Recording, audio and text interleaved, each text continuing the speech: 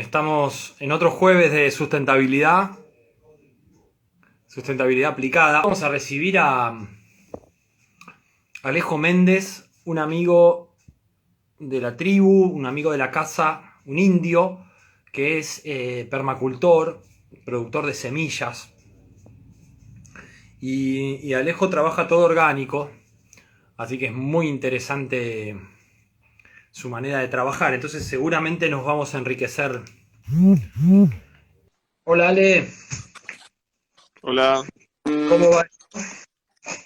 ¿Todo bien? perfecto. ¿Se me ve Yo voy a ahí? poner en silencio. Sí, te vemos bien. Yo voy a poner en silencio el celu, así no me hace ruido. Ahí estamos. ¿Cómo va? Perfecto. Acá terminando el día, ya fui a cerrar el invernadero y a regar los almácigos. Qué bueno. ¿Qué almácigos de qué hiciste? Somos curiosos. Viste que la gente de la tribu es muy curiosa. ¿Qué almácigos de qué estás haciendo ahora mismo? Ahora hice de acelga, de misuna verde y de misuna violeta, que son unas verduras con gusto a wasabi tipo crucíferas. Mirá qué Eh, bueno. sí, son muy rústicas y como son picantes, como que tiene poco bicho que le afecta, como una defensa natural. Buenísimo. Como si fuera una Qué rúcula. bueno. ¿Es como una rúcula? Ponele, sí. Y hago almácigos porque se comportan, rinden un poquito más que la Mirá qué rúcula. bien. Entonces no la arranco de raíz como se ve en las verdulerías, sino que le puedes sacar hojas, como si fuera, se comporta Le como vas una cortando lechuga con hojas. cale. Claro. Y en ese caso las intercalás con otras que te interesan para que espante las plagas. Justo estas, como le quiero sacar semillas, las voy a meter todas juntas. Lo que sí, separo las Ah, verdes de bien. las violetas porque son crucíferas y las primas se pueden mechar, se pueden Se mezclan. cruzar.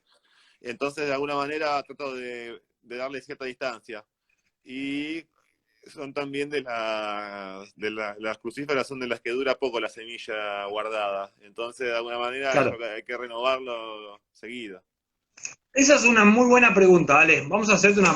Yo me apunté a algunas preguntas que tenía ganas de hacerte y, ¿Mm? y son preguntas que me las hicieron a mí Bien. y bueno, tenía ganas de escucharte.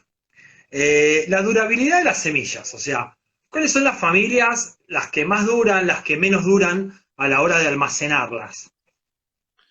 Bueno, es interesante la pregunta.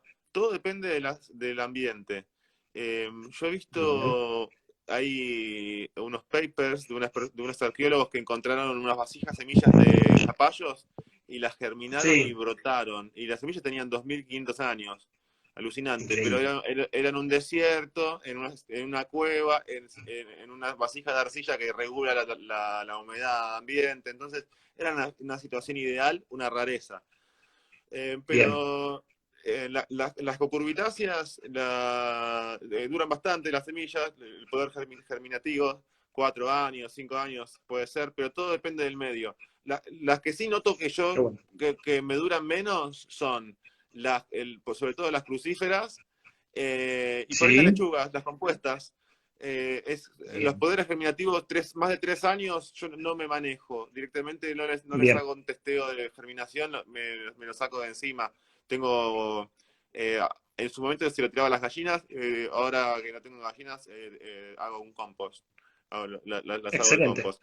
Y sobre todo, trato de ponerles tierra de diatomeas adentro para matar todos los artrópodos que hayan quedado en la limpieza de semillas, sobre todo los que son los picadores, que después, viste, al año siguiente abrís la bolsa y tenés todas las semillas picadas. Eh, Después, hay veces que cuando guardo en bolsa, yo tengo mucha cantidad de semillas, algunos kilos por año que saco, entonces uso sí o sí Ziploc, pero los que puedan en vidrio mucho mejor, porque los picadores a veces rompen la bolsa y van de bolsa en bolsa, entonces es un Wow. problemón.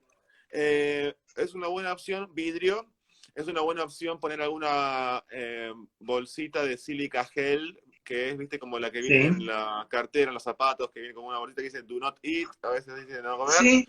¿Y cuál es la función, Ale? Es bueno, es interesante, ¿eh? ¿Qué es la función que? Es una sal reutilizable, que se pone al sol y pierde la humedad y la pones en los frascos de semillas para que la humedad remanente, la sílica gel lo puede absorber.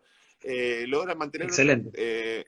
con muy poquito, logras mantener un frasco entero de semillas, y lo interesante es que con la suficiente sílica gel podés bajar la humedad para que no prosperen enfermedades, hongos. Entonces, de alguna manera, si hay un foco de algo, queda más bien aislado. Eh, Qué bueno. También eso se compra en las farmacias, esas sílicas gel en cantidad. Lo bueno es que es reutilizable, y lo interesante es que lo puedes reemplazar con leche en polvo. Hay gente que pone ceniza y que cumplen funciones similares de secar el ambiente y los bichos que andan dando vuelta por ahí que queden eliminados. Lo Qué bueno. interesante es también no poner ese frasco o esa bolsa en un ambiente en donde varíe mucho la temperatura. Por ejemplo, el peor lugar sería un baño, porque en el baño, entre que te duchás y te dejas de duchar, hay picos de temperatura y humedad que no le hacen bien. Entonces, por eso los bancos de semillas son por lo general en lugares como la bóveda, esa que está en Europa, que la bóveda del fin del Sí. mundo, donde están metidos El, entre unas el banco de montañas, semillas. Sí. exactamente, en una prisión de hielo. Pero no tienen las semillas, o sea, la biodiversidad solamente se preserva o se defiende si las semillas son plantadas año tras año. De nada sirve ser un colector o acumulador de semillas, y de repente te encontrás con, hoy hice limpieza, hoy y ayer, de mi Bien. cajoncito de donde voy guardando, y de repente tenía semillas de 2013, y esas directamente ya las puse, las di de baja. Claro. Tenía algo lindo que encontré, en una cajita puse todas las semillas que fui encontrando cuando visité castillos de Francia. Entonces me iba Qué bueno. juntando, estas semillas son de, qué sé yo, en este caso había encontrado unas de Ginkgo biloba que estaban secas en el piso, las había encontrado. Claro. Divinas. Eh, Qué bueno, bueno. las hortícolas, sí, Sí. las Las hortícolas hortícolas, duran yo más o lo que menos te iba a 3 4 años. Sí. Y a mí me gusta, por ejemplo, bueno, uso varios tamices para el momento de guardar las semillas, cosa de poder llegar a tener la semilla bien finita, manipulable, sin tallitos, sin hojitas, sin contaminaciones, que también son en los lugares donde por lo general se meten los artrópodos que después te pican toda la semilla. Entonces Claro. trato de usar diferentes tamices para poder llegar a un producto que sea homogéneo y a su vez fácil de manipular y de sembrar.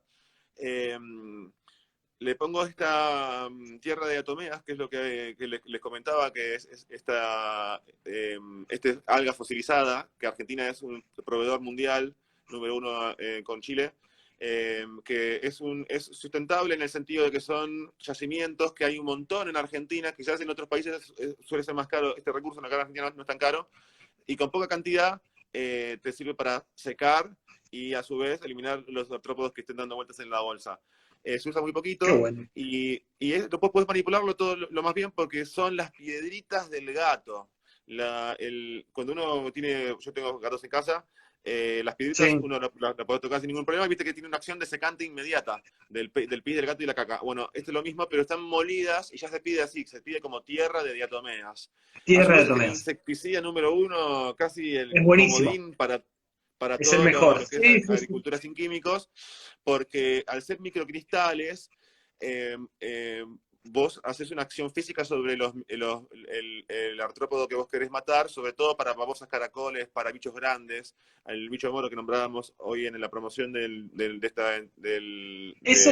Vamos a volver a ese momento.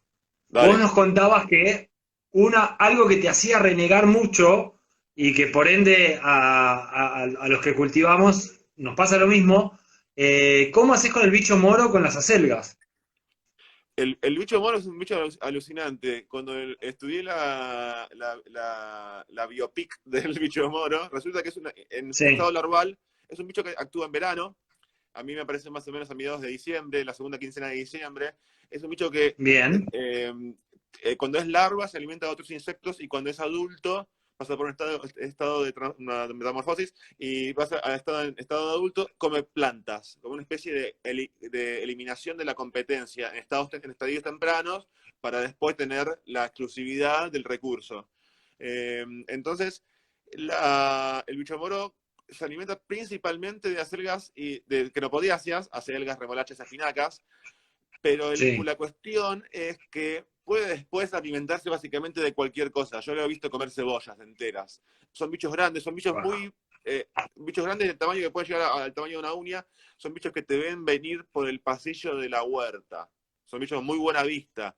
Cuando tenés infestaciones y vos te acercás, se hacen los muertos y caen todos al piso, entonces no lo podés agarrar, no le podés disparar con ningún producto químico o no. Entonces, Aparte que incluso hay se algunos esconden. que se esconden muy bien porque se dejan caer y quedan agarrados de la hoja de una patita, entonces están así, literalmente. A mí lo que más me asombra es que el hecho de que te vea venir, que sea un bicho Es tremendo. que estás a 1 metro y se tira, que no pasa con otros Ale, bichos.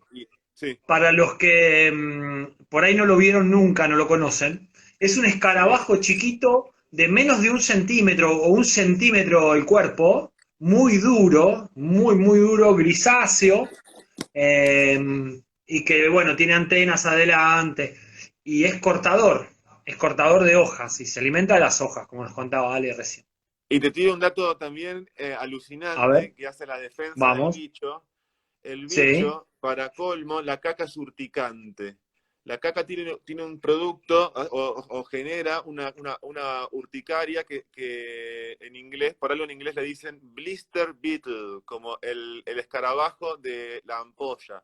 Y a mí me ha pasado, wow, ¿qué pasó? qué me pasó a mí? Yo empecé mi relación con el bicho moro. Lo que sucedió fue que mis primeras estrategias para abordarlo fueron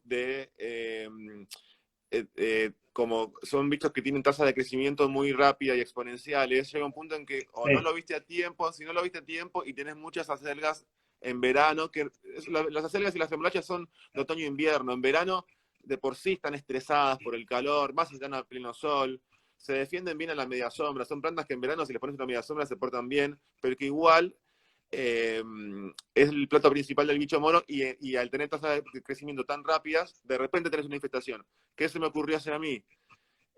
Agarrar un montón de bichos moros, machacarlos, ponerlos en agua a pudrir y regar con el mismo bicho, que es como si fuera una sí, vacuna natural, que también es otro comodín exacto. para muchas plagas de manejo orgánico y que tiene un lado B que es cuando vos estás accionando cuando esa curva de crecimiento ya está descontrolada, porque tenés muchos Claro, bichos. De hecho, necesitas tener mucho. muchos bichos porque vos tenés que agarrar ponele, agarrás 100 bichos moros o 100 babosos o 100 caracoles y vos jugás con enganchar al que esté enfermo con una enfermedad propia del bicho moro y que de alguna manera se prolifere en esa pudrición que vos haces en agua y regar en agua, con esa agua fermentada, diluida y Sí, filtrado, de alguna manera busca accionar un mecanismo natural que es muy parecido a las vacunas.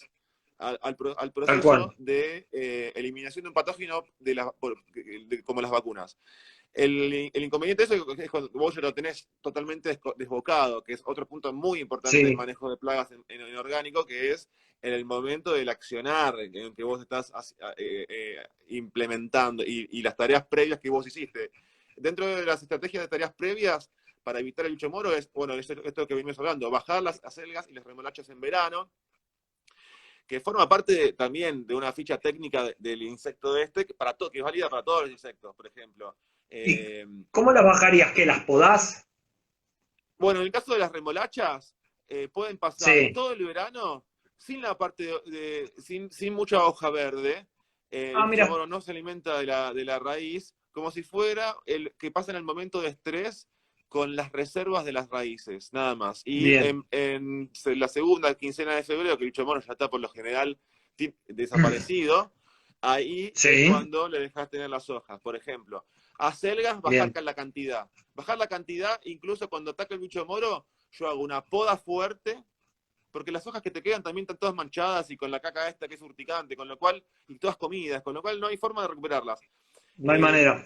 Y también el hecho de bajar y podar a un cabito, la selga, a la penca, digamos, a la base de la planta, con hasta el Sí, cuello de la planta, te ayuda a que los bichomoros se concentren también todos ahí y ahí pones un montoncito de tierra de diatomeas, porque el tema con la tierra de diatomeas, si bien se puede mezclar en agua, y hay recomendaciones, por ejemplo, una vuelta me recomendaron, un viejo jardinero me decía, en la tierra de diatomea en agua la noche anterior, así se embebe bien, porque es un producto que polvo blanco que por momentos puede volverse hidrófugo, ¿no? Como sí. que es como un talco, entonces de repente tenés cosas, tocones que flotan y adentro está seco y alrededor no, está húmedo, ¿no?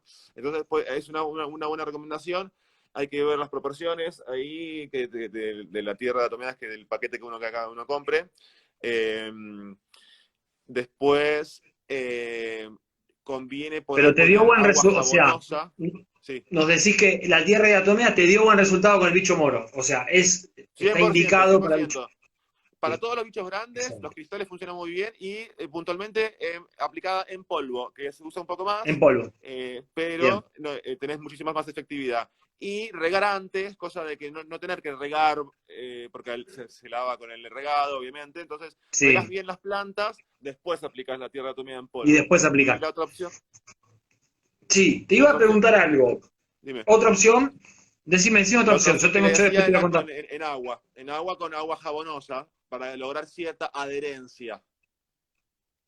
Ah, primero aplicás agua jabonosa, por ejemplo. No, en la misma mezcla con la tierra de atomeas, Ah, mezclada con bien, agua jabonosa, que también la agua jabonosa es en sí otro elemento físico que recubre al insecto y lo mata por asfixia, porque los insectos bien, respiran por el exoesqueleto, entonces de alguna manera bloquear con burbujas de aire o con agua, jabón potásico, es una forma también de acción física contra este tipo de insectos grandes.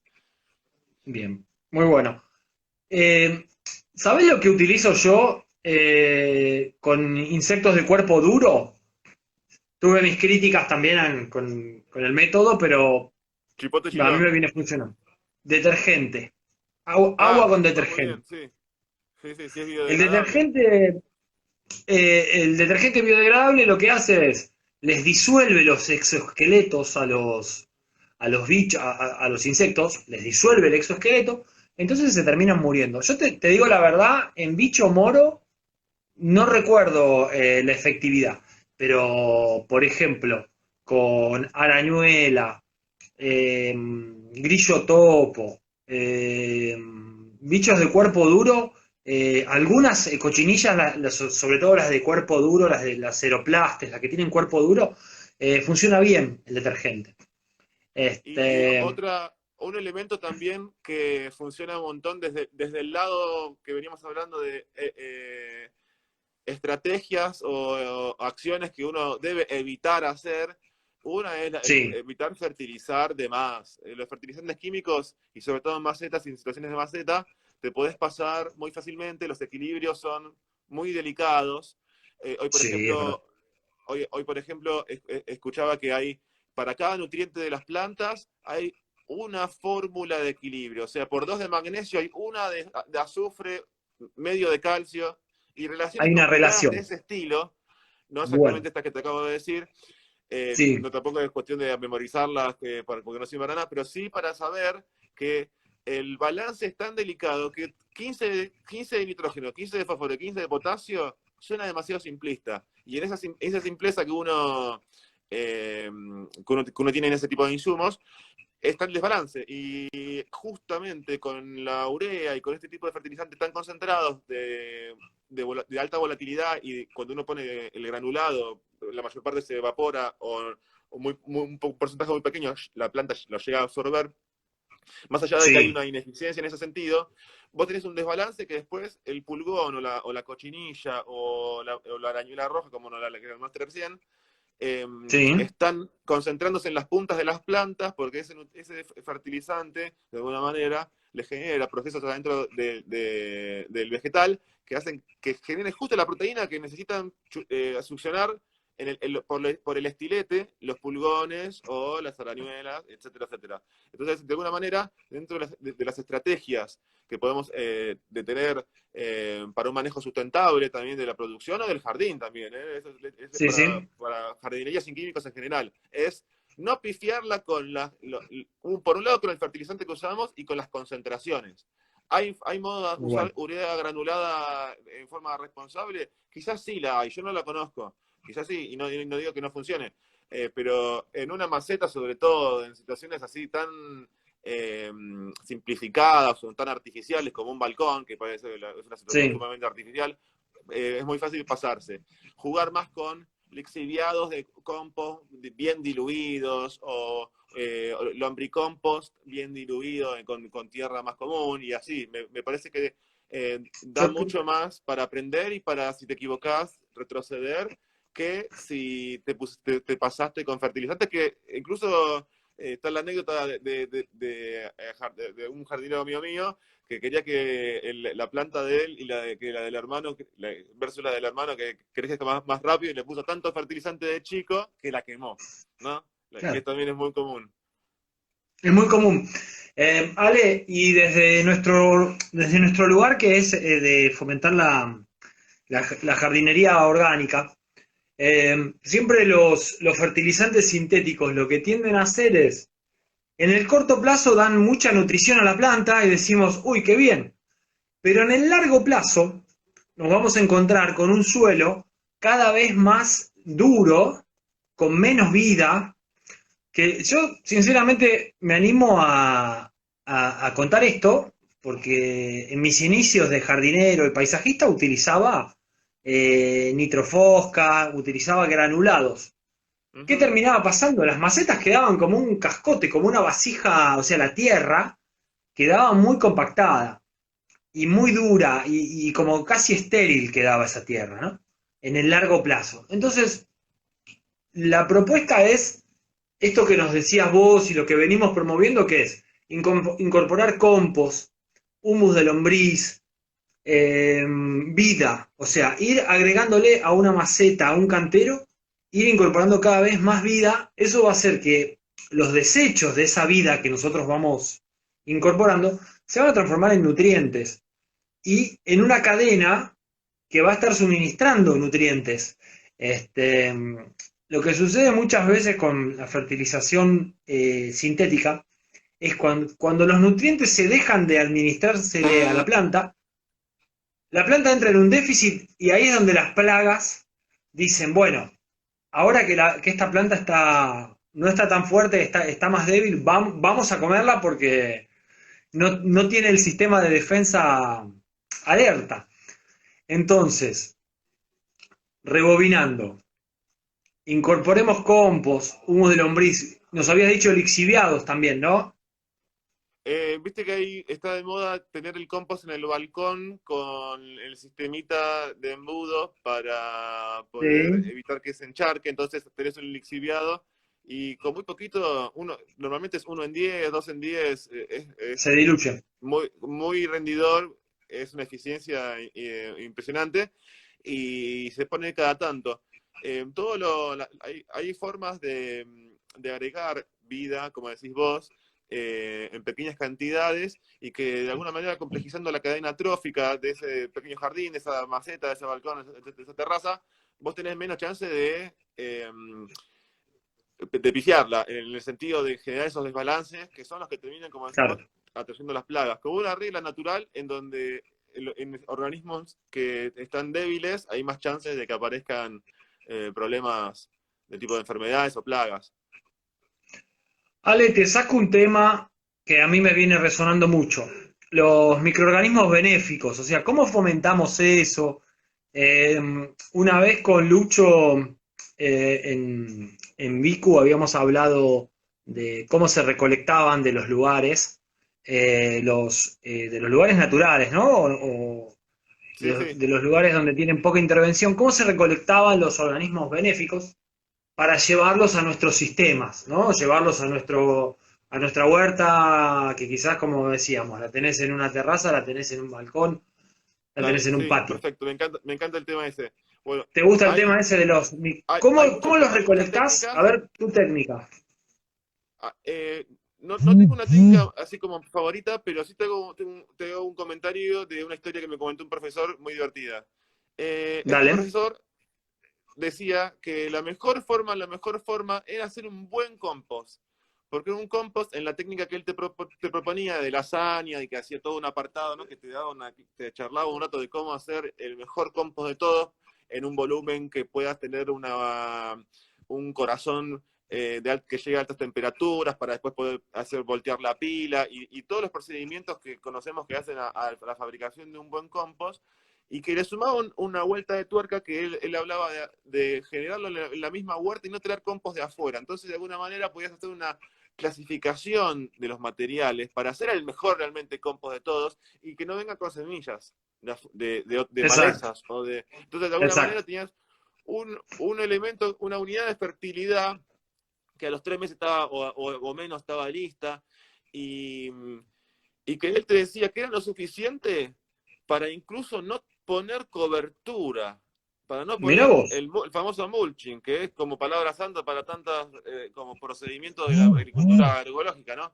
Entonces, ¿por qué él te decía que una capa fina de humus te hacía las veces de retención de agua, de nutrientes, como que le sumaba esa tarea al humus, que lo podíamos comprobar en la huerta de él, y era un sistema cerrado, él no traía materiales de compostaje de afuera de su predio, entonces, y no tenía malezas, interesantísimo, sobre todo para los que somos altos y nos tenemos que agachar un montón. Eh, por un lado eso, entonces, por un lado, no hay insumo que te reemplace una buena composta, una buena rotación, en donde vos Bien. eliminás ciclos de plagas y enfermedades que a veces te vienen en el cultivo. Por un lado eso, y por otro lado, las técnicas que a mí más me volaron la cabeza, más allá de que muchas veces lo que hago es comprar la botellita de microorganismos y la reproduzco con azúcar en un bidón y le pongo un aireador en mi Bien. casa y uso eso en 200 Bueno, litros y ya hago ya un está. riego en trasplante y un riego al invernadero por mes y suficiente. Más allá de Excelente. eso, hay técnicas con captura de microorganismos eficientes con arroz que se pone en un blister en los lugares donde hay mantillo y se lo tapa un poquitito y de alguna manera, no soy experto, hay que consultarle al que se dedica a esto, pero lo increíble es que a medida que van las colonias, los microorganismos van colonizando ese arroz Sí, blanco que sirve de sustrato porque el almidón es fácil de digerir para estos claro. microorganismos. Entonces, de alguna manera, le está facilitando la colonización. Tiene que hacer un arroz lo más blanco posible. Y la forma y el color del moho que aparecía de un color, de un tono o de otro, te daba la pauta de qué microorganismo podía ser. Entonces, el especialista en el tema Sí, con varias de estas muestras que vas haciendo que te recomendaba que lo más importante no era saber los colores del moho, sino no olvidarse de dónde lo enterraste, porque nos pasó qué en ese grande. curso nos pasó, en Es ese curso verdad, nos es pasó verdad. que había uno que faltaba, habíamos hecho 5 muestras, ponerle un número así, y Y faltaba había uno. 4 que habían, porque si no, Ale, hay que no, dejarlo hay que dejarlo señalizado de alguna manera. Yo les voy a contar ahora brevemente lo que Luciano Cordón nos había contado cómo se hacía la la recolección. captura. Servía arroz sin sal, ¿no? El arroz sin sal. Eh, en esto de hervir arroz, les voy a dejar algo que estoy usando de fertilizante hace un tiempo, que es el almidón. El agua esa blanca eh, se puede incorporar directamente a las plantas. Es un secreto que se lo han contado a mi hermano en Barrio Chino, un abuelo, ¿viste esos abuelos jardineros que tienen esos secretos guardados y hasta que un día lo sueltan? Bueno, o sea, el agua de arroz, el agua esa con almidón, la guardamos, o sea, no le pusimos sal y la usamos directamente en el riego. Pruébenlo y después vemos los resultados que van teniendo. Si quieren nos escriben y nos cuentan. Después, se ponía en vasitos, el arroz en vasitos, se hace un pozo y quedan como enterrados entre la hojarasca o si no, hacer un pozo directamente así medio inclinado en la tierra. Y se deja, no sé, 15 días, 20 días, pero sobre todo en los periodos de primavera en adelante, porque en invierno todos estos procesos, viste, Ale, que con el frío es todo como son más Más lentos lentos. estos procesos. Mm. Entonces, se recomienda que sea de primavera en adelante para que haya mayor actividad biológica. Y bueno, después nos vamos a encontrar con un arroz que parece que te lo hubieras olvidado en la heladera, porque se puso verde o se puso negro según eh, los El microorganismos que lo arroz de hayan Piti colonizado. Álvarez. Ahí está, El ese arroz de mismo, Piti Álvarez. eso mismo. Entonces la idea es que esa captura que hicimos es incorporarlo al compost que ya venimos trabajando, nosotros venimos trabajando un compost, y lo que hicimos es incrementar la vida en ese compost. O sea, le hicimos como un inóculo de microorganismos benéficos, ¿sí? Así que bueno, eh, Tengo uno cortito, te tiro otra pastillita de cómo, en este vamos, sentido, lo, pero no desde el lo compost, recibimos. sino desde la rotación que hablamos recién. Vos sabés Bien, que desde el manejo en la rotación, para aumentar la vida del suelo y cortar esto de los ciclos de los patógenos que veníamos hablando, uno puede, bueno, primero no repetir la familia de plantas, no hacer tomate bien, y morrón al año siguiente o berenjena, bien. sino que evitar las familias botánicas. eh, cada, en lo posible había profesores que me decían 3 años. Si se puede un poco menos, no pasa nada, pero tampoco jugar con eso de cada temporada haya lo mismo. Porque para una plaga, un tomate o una berenjena, como son de la misma familia, son bastante platos similares, entonces se Claro, perpetúan. Bueno, algo que aprendí hace poco, que me gustó mucho, para cuando queda un cantero en la huerta que uno no llega a atender o se pasó la temporada de sí, siembra, o bien cosechó y queda un tiempo ahí como sin producción, que siempre pasa que queda un huequito. Conviene poner plantas, por ejemplo, ahora en primavera temprana, eh, uno puede recurrir a lo que son los verdeos, o sea, plantas anuales como la avena, la vicia, que son de rápido crecimiento del trigo, que tapan, evitan que crezcan malezas, eh, cumplen una función ecológica, generando sombra o ocupando un nicho en donde un pasto que después se me tengo que agachar y es difícil de sacar y que me está chupando los nutrientes, en cambio una vicia, una avena, lo que están haciendo es ocupar un nicho, eh, no es, le compiten a las malezas y de alguna manera son fáciles de sacar. Si yo agrego exacto. alguna crucífera, esto no es nada nuevo, aparece en cualquier libro. Ahora, lo que aprendí hace poco, que me gusta mucho, Sí, uno siempre está aprendiendo cosas nuevas, incorporar en ese cultivo rápido alguna crucífera, como puede ser rabanito, rábano daikon, para taladrar el suelo y también hacer unas bien, veces de compost in situ. La sí, descomposición de las crucíferas trabaja sobre todo en lo que es calcio en el suelo. El calcio es un nutriente de los importantes, como nitrógeno, fósforo y potasio, como los que nombrabas vos recién hace un ratito, de los macro, sí, pero que no son fáciles de encontrar móviles en la planta. Son de los que son cuadraditos que la planta utiliza para construir, pero que se mueven muy lentamente. Y es difícil de encontrar un recurso que sea diluible en agua, de calcio, y que sea aplicable, foliar, orgánico, que no hay. Entonces, cuando uno incorpora estas plantas como rábano daikon, que son típicas también de la permacultura y las técnicas de ese estilo, rabanitos, o muchas veces la mostaza blanca, que uno corta el ras del suelo y deja in situ, a veces lo puede usar como cobertura al mismo tiempo. La descomposición de este tipo de plantas ayuda a este nutriente tan importante que es de movilidad lenta dentro del suelo y de la planta. Y que en definitiva solamente en recursos orgánicos podemos valernos si usamos esto que decís vos, de la vida en el suelo, pero sobre todo descomponiendo crucíferas. Ese muy es bueno. el truco. Eh, Vos lo que estás generando también es canales verticales o sea, estás abriendo surcos verticales con todas estas plantas que exploran hacia abajo. Vas abriendo surcos donde baja el agua y se hace como dijiste, un compostaje in situ. ¿Sabes lo que quería contar, Ale? Que hicimos un vivo hace más o menos 10 días en un cultivo de pecan entre hilera y hilera, que estamos hablando de 10 metros de distancia, se generaba acá en el medio todo una calle, ¿no?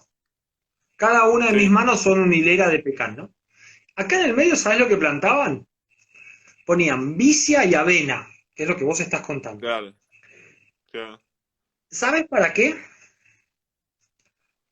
Primero para tener una cobertura en el suelo. Y el número dos, estas hileras de pecanes ponían unos boyeros y hacían pastorear vacas ahí en el medio.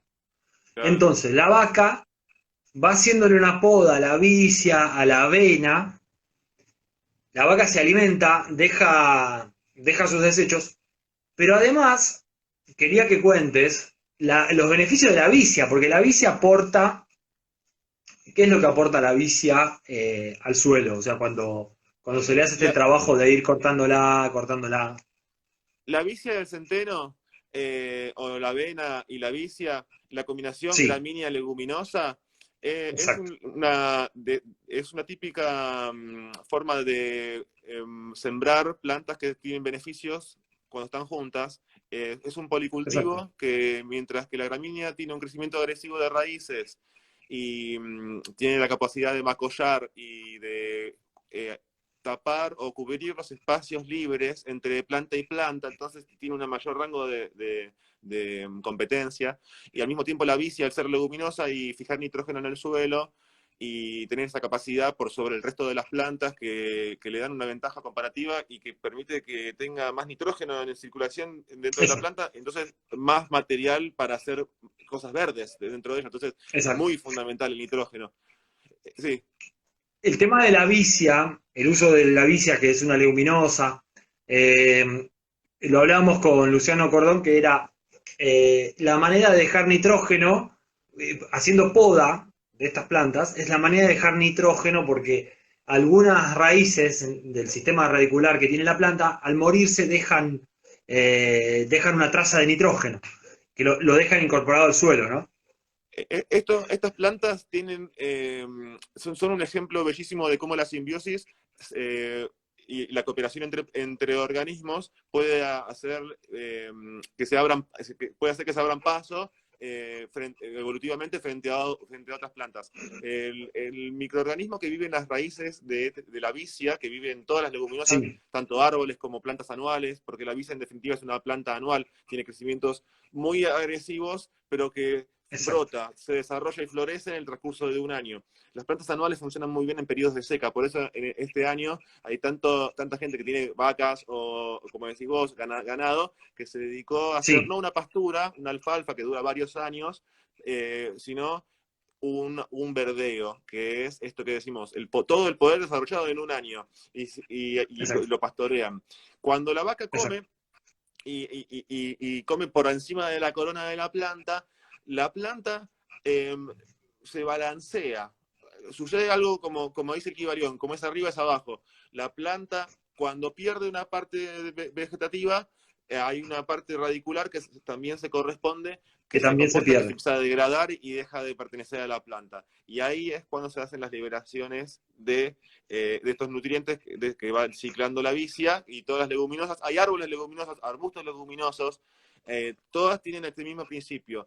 Y está estudiado cuándo es el pico de producción de nitrógeno, cuándo conviene más hacer esta poda, La poda. ¿Y cuándo es? y es en la floración. Ah, en la floración, mirá. Mirá vos. En la floración es cuando sucede el máxima concentración, pero todo el tiempo pasa. Pasa que vos podés, en el manejo, como es una planta anual que tiene un periodo que se desarrolla a lo largo del año, y vos sabés en qué mes vas a poder sacar las vacas y ya hacerles la primer cortada. Eh, en la huerta, estos Muy principios bueno. de ganadería regenerativa o estos policultivos de pecanes y de vacas que vos estás nombrando, ciertos principios también se pueden llevar a lo que es manejo de la huerta o un pequeño jardín. En este caso, esto que decíamos de los canteros vacíos o que están pendientes o ya están cosechados y están esperando que el plantín crezca lo suficiente para ser trasplantado, podés ocuparlos. Sí, A veces es cuestión de un mes o dos, y la avena y la vicia en un mes o dos crecen un montón. y llegar a cubrir ese nicho para que no lo ocupe una maleza y que después tengas que agacharte, sacarla, sea un problema sacarla, etcétera, etcétera. Vos sabés que encima eh, el crecimiento de estas dos, de la avena y la vicia, no tenía riego, o sea, el riego No, estaba no, focalizado en la alineación de los árboles, ¿no? De los pecanes que sí, eh, son sí, se trabajan cerca de seis especies distintas de pecan, las van mezclando, o sea, las van alternando de a sí. dos filas por el tema de la reproducción, viste que es aéreo, o sea, es por Por el polen, viento va sí, sí. llevando el polen. Sí, Este, hay así variedades que que, son las que producen polen. así que Ale, de paso les cuento esto que nos tocó, bueno, ir a hacer una plantación, que esto no te lo había contado, pero plantamos unos 900 pecanes y vimos todo este manejo que la verdad que me pareció alucinante la interacción con las vacas, ¿no? Con los vacunos. Así que, Es muy común, bueno, los policultivos de ese estilo son muy comunes. Pueden ser también con ovejas. También he visto vid con ovejas o cabras, o kiwi con ovejas también o cabras, también es posible. Y como te decía, como decías vos bien, es todo un cultivo de secano. Las plantas anuales usan muy poca agua, y entonces lo único que se riega es el cultivo principal. exacto. ¿Sabés Con que crecía pecanas, entre medio? ¿cómo? ¿Sabés que crecía entre medio de... había 10 metros para componer las calles y después a lo largo también otros 10 metros de distancia entre árbol y árbol. Y por ahí crecía una cortadera que la dejaban, si crecía alguna cortadera, la dejaban, y en algunas líneas incluyeron vetiver. Yo entiendo que el vetiver lo estaban experimentando para, si en algún momento tienen falta de hoja. Hola María de la Peña, ¿cómo estás? Ahí se incorporó una india de la tribu que hace los vivos los sábados, excelentes sábados de hermandad. Ahí recibimos a María. Yo creo que el vetiver, no sé qué opinas vos, para mí lo usaban para tener follaje todo el año, viste que el vetiver es una planta muy Inmortal. resistente, es inmortal, es Sí. inmortal. Es una Así planta, que, para el que no lo conoce, es una planta muy parecida a la cortadera en el sentido de que son hojas lisas, eh, exacto, no tiene flores, es una planta que se utiliza en los costados de la ruta o de los puentes para sostener la tierra. Las raíces son tan profundas y es tan rústica que prácticamente que sin riego logra fijar el sí, suelo y evitar deslizamientos o corridas. Se usa mucho también exacto, para cuando hay mucha pendiente y querés evitar los lavamientos del suelo, entonces también se usa para como es una especie de peine, como si fuera un peine natural. exacto. Y actúa como una vivaz en el sentido de que muere en el invierno y vuelve a brotar de la parte del tocón seco, vuelve a brotar cuando hay las condiciones, porque es tan profunda la raíz, llega a tantos metros que realmente sobrevive cualquier pedacito de raíz y vuelve a salir. Es interesante también que es una exótica, pero no es invasora, porque tiene una manera de reproducirse que es solamente digamos, del macollo de la planta. No va generando ni No, brotes, flores ni tampoco. semilla. ¿Cómo? Que es pura reproducción agámica y aparte no es que tiene raíces que hacen que gemíferas que salgan de otro lado, por otro lado, tiene un crecimiento muy acotado. Estamos hablando, acá nos preguntan, estamos hablando de vetiver, que es una planta que se usa en regeneración. Incluso, Ale, ¿sabes en qué la usan la vetiver? En los bordes, en los bordes de cursos de agua que están contaminados, porque tiene la capacidad de procesar metales y es como fitorremediadora, tiene esa característica. Vos sabés que acá yo he visto laterales del río Matanza que la han usado para los bordes y generar regeneración, o sea, generar fitorremediación. Fito es cuando Mira, se hace a través de una planta, sí, que fitorremediación. depende de la planta, hay específicas para cada metal e incluso se pueden recuperar ciertos metales de esta manera. Exacto. La que están investigando, que es una nativa, es la Sagittaria montevidensis, ¿viste? ¿Vieron esa que tiene una hoja así como media triangular y una flor blanca que es palustre? Eh, Esa planta creo que es de las que más resisten los metales pesados. En las márgenes del riachuelo, en la zona baja, es lo único que crece, habiendo palustres, o sea, los juncos no resistieron, todas las otras palustres no resisten. Es la típica planta que vemos en las zanjas. Viste que en las zanjas, cuando más o menos el agua persiste bastante, o sea, hay agua a lo largo del año, la Sagittaria montevidensis es una planta que está muy presente en los bañados. Esa Sí, la sí. están estudiando, tengo entendido que la están estudiando como planta nativa que tiene estas propiedades, ¿no? A mí la combinación siguiendo con el tema policultivos, una combinación que estoy Sí. haciendo con planta nativa A es, ver, eh, yo estoy haciendo hileras de fumo bravo, que es una bien, solanácea, árbol pequeño, arbusto, sí, árbol pequeño, sí, de hoja semiperenne o semicaduco, y hileras cada 3 metros, y en el medio pongo un cantero de crucíferas, pero de tipo cale o cale arbustivo. Bueno, tuve la posibilidad de conseguir una variedad de cale que a la sombra es permanente, es perenne, como si fuera, en vez de el cale negro rizado, o el cale dinosaurio, o todo el cale ruso, que son los tipos de crucíferas de ese estilo, que son como repollos de sí, hoja tierna. sí. eh, Encontré una variedad que es permanente, que es como si fuera un bambú de la suerte, de tallos rígidos, y es de media sombra. Entonces, Ah, mira, aprovecho la media sombra del fumo bravo, y es un cantero que es divino para trabajar en verano porque realmente no tengo ningún problema. No los riego, también es un cantero de los que viejo casi no riego nunca. Y entre fumo bravo y fumo bravo, cada 3 4 fumo bravo meto una planta, un frutal subtropical.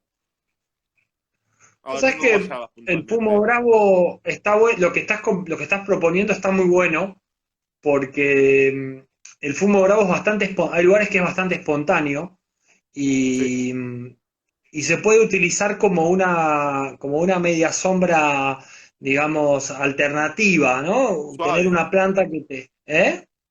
Es una media Es una sombra media sombra, suave que te permite claro, producir. Y aparte el fumo bravo, si necesitas más luz, lo haces. lo podás. Si necesitas más Recién luz, nos lo usás, no habían, pasa nada.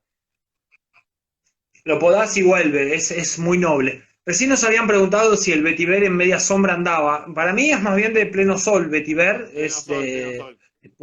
exposición solar abundante. Eh, es muy resistente a situaciones. Es una planta, a mí cuando me la presentaron de alguna manera me dijeron, Hernán, esta es vetiver, me dijeron, es una extremófila, o sea, puede vivir con las raíces al borde del agua y puede vivir en lugares con sequía, ¿no? Por esto de que sus raíces son muy exploradoras. Entonces, eso es lo que tenemos que tener en cuenta, que es como un poco análoga con la cortadera, porque la cortadera, yo no sé si registran que puede crecer al borde de una laguna o puede crecer arriba de una duna. O sea, la cortadera también en ese sentido es una planta bastante extremófila porque puede vivir en situaciones bastante adversas y desarrolla su porte, florece, no es que tiene dificultades. Eh, Así que bueno, la cortadera es una nativa, no sé si la usás vos en el campo. No, la Yo, cortadera no la uso tanto porque me junta mucho, como genera mucha materia orgánica. Tiene un pro y un contra. a ver, Lo vamos a bueno escucharlo. es, genera mucha, es de mantenimiento, va, de rusticidad Bajo, 100%, pero sí, genera mucha biomasa, que está bueno. Me sí. acuerdo de estar dándole con la bordeadora a la parte seca y generando un montón de cobertura sin semillas, que está buenísimo, porque tampoco es que no tenés no se multiplica tan fácilmente en el sentido de que la cobertura que genera la usás y no te salen cortaderas todo el tiempo, no es peligroso en ese No, sentido, pero me juntaba muchos roedores porque la tenía cerca de la huerta y además esa carpeta seca de hojas, que es un quincho perfecto para roedores. puede ser Me que juntaba bichos. le genera casa, le genera casa, digamos, ¿cómo se dice? Sí, Le genera madriguera. madriguera, ahí está. Eso es lo que pasa. Me- y me generaba una madriguera, pero la usaba para cobertura, para un mulch que encima duraba bastante porque el sílice de la planta hace que dure bastante y después se generaba vida abajo de esa cobertura. Estaba bueno en ese sentido. Yo la que uso mucho ahora, más que nada, yo la usaba para, la cortadera la usaba para barrera de viento Muy bueno. rústica, ¿viste? Rápida. Sí, Entonces, sí, ¿por qué la reemplacé? La reemplacé por un Eleagnus, que es un arbusto leguminoso, como el que sí. venimos nombrando, que son los que, para los que no conocen, el Eleagnus en inglés se llama Olive Russian Tree. O sea, olivo ruso le dicen. Mira, Y es un arbusto que está en el medio de la autopista, se usa mucho como el calistemon para dividir sí. entre carriles. Es Eh, es bastante rústico el Eliagno.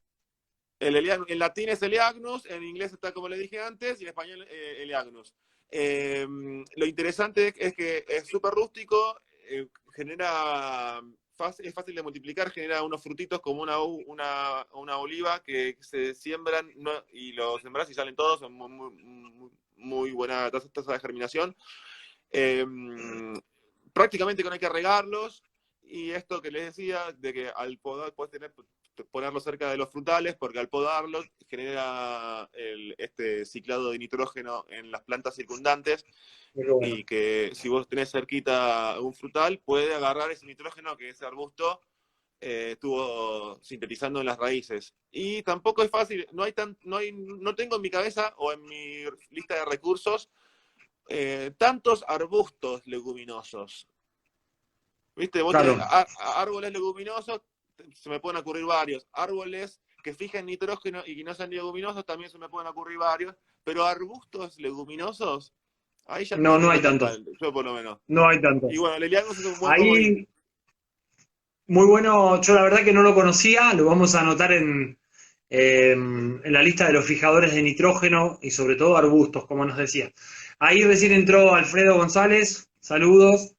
Estamos hablando de formas de generar sustentabilidad en nuestros sistemas, o sea, servirnos de estas herramientas que son las plantas que seleccionamos, porque de alguna manera, cada vez que tomamos la decisión de cultivar una planta o de incorporarla al sistema, es una herramienta, es algo que te puede jugar a favor o te puede jugar en contra. Ahí entró Pancho también. Hola, Rebollo. Así que bueno, está bueno cambiar esto, esta mirada. Eh, Generalmente las plantas las seleccionábamos porque nos gustan, porque son lindas, porque dan flores, pero estamos cambiando esa mirada y nosotros sin querer estamos siendo parte de cambiar la mirada de qué nos proporcionan al sistema esto de armar comunidades de plantas. Un tema bastante repetitivo e interesante en tribu es las comunidades de plantas que generamos eh, para generar sistemas más equilibrados, ¿no? Todas estas plantas que estamos usando de alguna manera contribuyen a que el sistema tienda al equilibrio. Nunca van a ser equilibrios perfectos porque la naturaleza realmente se toma sus licencias, ¿no? Y que Eh, hay un porqué estético también, son plantas bellas, son plantas que tienen una historia y que cuando uno las va conociendo en su sintonía fina, es imposible no verlas por la calle y reconocerlas. Vos vas por la ruta y ya veo un Heliagnus y ya como que los reconoces instantáneamente. Eh, También estas plantas que nombramos tienen interacciones con mariposas, con pájaros, y exacto. les brindamos también una lista de plantas o de recursos de los que son los garantizados que no van a generar un problema, porque si por ejemplo uno dice, pongan acacio negro, bueno, va a haber una estrategia de dispersión de esa planta que quizás en ciertas situaciones va a haber que hacer un apartado de una nota donde, ojo, que esto se puede en ciertas No, situaciones generar por montones. Entonces, en realidad, de la lista de plantas que les pasamos, son fáciles también para experimentar y tienen una historia y una belleza que son las de recomendado de jardinero a jardinero. tal cual. En realidad con el acacio negro, bueno, con Pancho, que Pancho en la tribu es un gran promotor de las nativas. Hablábamos, Ale, que con el acacio negro se podría hacer carbón. Pues sabés que en la Universidad de La Plata nos contaba Pancho que están haciendo investigaciones de transformarlo en, como es una madera semidura, ¿viste? La del acacio negro, transformarlo en un carbón que quizás no va a tener la calidad que va a tener un quebracho o Pero alguna es otra carbón. planta nativa, pero es carbón y estamos contribuyendo a que esta planta que se dispersó tanto Claro. de manera un poco descontrolada ya, generarle, bueno, algún tipo de freno, ¿no? Sí, sin lugar a dudas. Este, También, también soy partidario de no hacer listas negras de plantas, pero que sí hacer esto especie de como de nota, apartado. Depende mucho de la exacto, situación. Terrenos esquilmados y sin un árbol, un acacio negro quizás sea toda la sombra que el ganado tenga y quizás sea el único claro, recurso. Pero que claro. para cada situación, una recomendación, una lista de notas al pie, igual estas que les venimos nombrando, para investigar y disfrutar porque no va a haber mayores inconvenientes. Tal cual. Eh, la verdad que con el tiempo también vamos descubriendo plantas nativas que tienen propiedades que la verdad que no conocíamos. Este, por ejemplo, qué sé yo, la carqueja tiene propiedades, la gente toma té de carqueja pues tiene propiedades para el tema del Positivas. estómago. ¿Sabes por qué cité la carqueja? Me acordaba que cuando entrábamos en tu campo, entramos caminando Un montón. y vos tenés carqueja para hacer dulce en la entrada de tu campo. Mm. Y vos sabés que en las cubiertas verdes con nativas, Seba Salguero, que es un colega que eh, tiene una empresa que se llama Mundo Terraza, las utilizan mucho, las carquejas combinadas con estipas, ¿sí? Y como estamos hablando de cubiertas verdes que tienen 10 centímetros, y estas plantas son tan rústicas, eh, la verdad que se adaptan muy bien a una situación de sol, y si tienen algún periodo con poco riego. Y la verdad que la carqueja, como ornamental, es una planta muy particular. Es la forma que tiene, Ah, sí, parece que fuera un marítima. cactus, es rarísima, ¿viste? Parece un Sí, alga. Parece un un alga, área marítima. parece un cactus, pero no es ninguna de las dos. Ah. Es muy interesante a A mí mí los una planta últimos. que tiro una nativa que me encanta, que empecé a explorar hace poco y que fue como mi incorporación al stand de plantas nuevo, el A ver, malvavisco, Abutilon glandifolium, malvavisco. Es una planta malvavisco. que puede funcionar muy bien en el parque xerófilo. Es un Sí, arbusto pequeño, arbusto pequeño, de flores sí, anaranjaditas, de muy bajo mantenimiento, muy poca atención, cero plagas, que genera una cobertura rápida y que sobre qué bueno. todo no tenés que estar regando cuando es de parque xerófilo. O sea, podés combinarlo con plantas Claro, de que se mantengan solas con el riego. Y en esta seca que hubo de las plantas de mi jardín fue de las que mejor se portó. Incluso la seca, se nota que las semillas tienen algo con los periodos secos. La sí, cantidad de hijuelos que había en la Mirá base, vos. es por semilla. Son facilísimos de sacar, no es que se vuelva una plaga, pero los enmaceté y los tengo ya en el invernadero tengo un Para montón. utilizarlos. Lo uso para cobertura. ¿Cómo? Para utilizarlos. Separaste los hijuelos para ponerlos después en sistemas, en jardines. 100% para completar un cerco que tengo que hacer en la parte del huerto en donde no estoy regando seguido o no hago una atención seguida. Y Muy bueno. es de pleno sol, importante, siempre hay que encontrar el nicho ecológico en donde se desempeña mejor la planta para también después jugar con sus límites, ¿no? Porque muchas veces no tiene una la situación que... Pero bueno, ¿sabes qué? Si es igual un lugar del rincón del jardín que tiene cierta luz, bueno, jugar con las piezas que mejor se puedan desempeñar. Esta es una planta de pleno sol. Esto que te decía de que no tener que regarlo me parece... Está buenísimo. Otra muy simpática es el que ya nombramos, es el fumo bravo. Eh, Creo que o Alejo se quedó con... Estamos en el tiempo de cerrar el vivo. Bueno, ya se cumplió una hora, así que bueno, les dejamos un abrazo verde y lo voy a guardar.